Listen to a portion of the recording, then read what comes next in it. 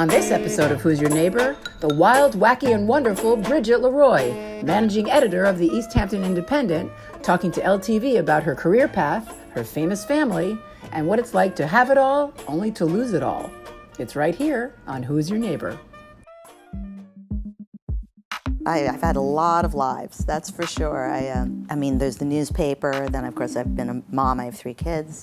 I worked at the school district, I'm an ordained minister. I've lost over 100 pounds in the last 5 years. I raised goats, I raised Jack Russells and pugs for sale. I moved up to New Hampshire, I was an innkeeper for 8 years.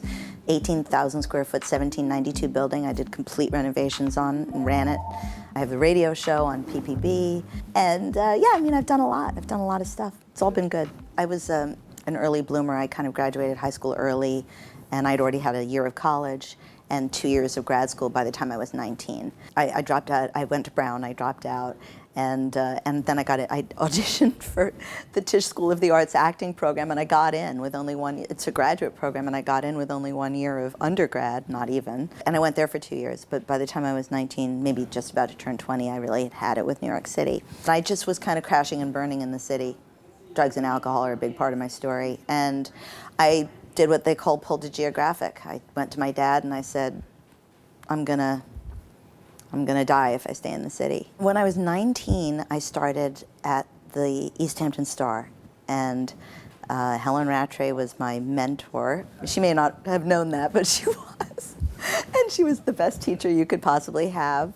Helen will probably be the first one to admit as well. She was somewhat of a strong, powerful, intimidating woman, and I didn't want to get anything wrong. So she was a great teacher. Ben Bradley from the Washington Post once clapped his hand on my shoulder and said, "Kid, if you've worked for the East Hampton Star, you can work for any organization in the world." And I think he was right. And then I had a family. I mean, I settled down with my husband, and I had a daughter. I didn't work for a couple of years, or I just kept my hand in it. I wrote a couple of things for Parenting Magazine or Long Island Parenting, things like that. And then Jim and Lee approached me and said, "We want to start a paper, and we want you to start it with us." And I was like, "Really? Me?" The Independent started, we came out with our first issue September 1st, 1993, and it was the same day actually that this whole Red Horse Market complex opened. So we opened the same day as the Red Horse Market. I had absolutely no idea what I was doing. I mean, I had never been an editor of a paper before, and I was, I mean, the first night we were putting the paper together, you know, the production team was saying, "Okay, what point do you want this?" And I was like, "What's a point?" And they'd say, "Well, what font do you want this?" I was like, "What's a font?" I literally knew nothing. So, but we managed to get it out, you know, total trial and error, and it worked. 26 years later, here we are. Did I have a normal childhood? Well, it was normal to me.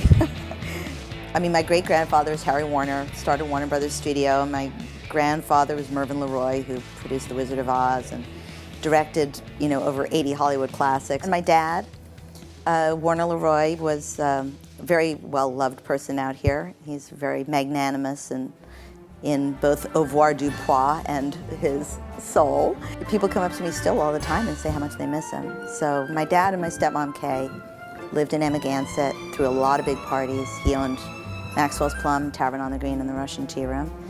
And my mother, Jen LeRoy, and my stepfather, Tony Walton, lived in Sag Harbor.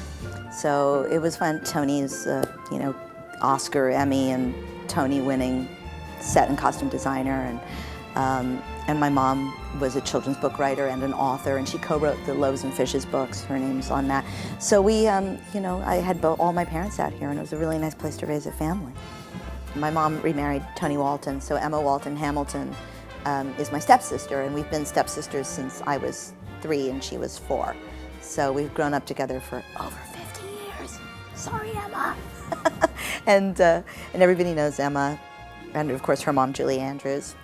And my dad remarried my stepmother, Kay, and I have had 3 siblings. My sister, Carolyn, who lives up in Saugerties and has a little girl, Emerald, because we keep that Wizard of Oz thing going in this family. Yeah, we do. And then my brother, Max, and my little sister, Jenny. And my brother, Max, was killed in a motorcycle accident in 2005. So it's been, yeah, because he's 12 years younger than me. He'd be 43 now. A lot of people loved Max. He was a really wonderful, wonderful guy. But he was best friends with Sean Lennon, and they grew up, my dad and Kay had a place in the Dakota, 2 floors. And so John and Yoko were like the wacky neighbors. On my 14th birthday party, which was like a bunch of kids, he came over and he was like, "Come here, I know what you want. I know what you want." I was like, "What?"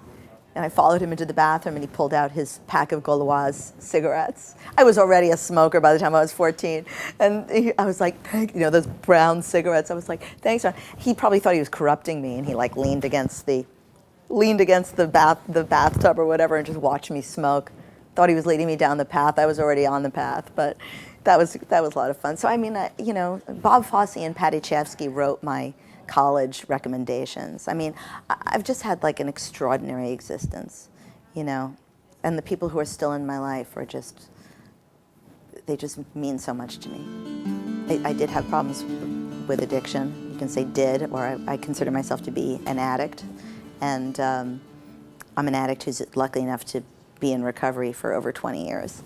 And so is my husband. And but we met really, on the bar stools at Stephen Talkhouse, basically. And yeah, I mean, that was a huge part of my story, was that I've had a huge, really big problem with booze and drugs. I don't come from a family of that. I managed to blaze a trail on that, broke the mold. Why did I start doing drugs and alcohol? Yeah, I mean, I think I came off the assembly line with a piece missing. With the piece missing that tells me that everything is okay and that I'm normal. I didn't have that. I still don't have it. But now I've learned how, it's okay, I'll play up the weird, I'll let my freak flag fly so that all the other freaks can see it, But I smoked, I drank, I did drugs, and, men, women, shopping. You name it, I can be addicted to it. Someone said to me the other day, "Oh, you exude serenity." I was like, "You're kidding. Inside I'm like a squirrel in traffic." Are you kidding me? It's like the swan gliding by, and underneath the feet are going like this, That's me. My kids are my greatest accomplishments. And none of them speak to me. No, I'm kidding. They do. They never write, they never call. Everybody out here pretty much knows my kids. Georgia is an actress. Right now she's on Broadway. She's understudying 2 roles in All My Sons. My son Joel graduated from East Hampton High School. He was the first trans child to graduate from there. He graduated from Purdue with a degree in entomology, and he's in the Peace Corps now in Ghana for 2 years. And I'm very, very proud of him. And just for everything. He's just amazing. My youngest, Bing, tried college and, like me, didn't really take. So he's at home, and he's just joined AmeriCorps. So he's going to be going to Oregon for a year to work on building houses and stuff like that. And all 3 of my kids, I'm really proud of this, all 3 of my kids all graduated from different high schools, and they were all the president of their Gay Straight Alliance at their different high schools. I really like that. I like that, some are more gay than others, some are more straight than others, but it has to do with inclusivity and humanitarianism and activism, and I can proudly say that all 3 of my kids have that running really strongly through them. And that might be partially the Buddhism as well. It's not the Buddhism where you go sit on a mountaintop, it's the Buddhism, karma means action. It's about taking action in your life. When Tavern on the Green went bankrupt, we lost everything, my family in particular. I had the inn up in New Hampshire, and I was able to sell it, but not for a profit. And we went into a complete and utter, Chapter 7 bankruptcy, a complete bankruptcy. And that was in 2010. And we lost absolutely everything. Everything. We lost our cars, our home, at every single penny we had. And my first call was to Jim Mackin. Jim has always been like a brother to me. And I said, "I don't know what to do. I don't know where to go, and I don't know what to do." And he said, "Come back, come home." And so I moved back here in 2010. I think that it was always my greatest fear, even when I had an inn and was making money off Tavern on the Green, and that I didn't earn, just had a paycheck coming in. I was always terrified of losing everything. Losing everything is priceless. Really, people, it's about connection to me. It's about You know, I am absolutely convinced that everybody, absolutely everybody, has a backstory with grief and loss and euphoria and a brief shining moment of glory. Everybody has the same inner threads that make up the fabric of their lives, and I like to be able to pull that out of somebody. Am I still clicking my heels? You know, there is no place like home, and this is my home. The East End is my home. It's probably a good ending.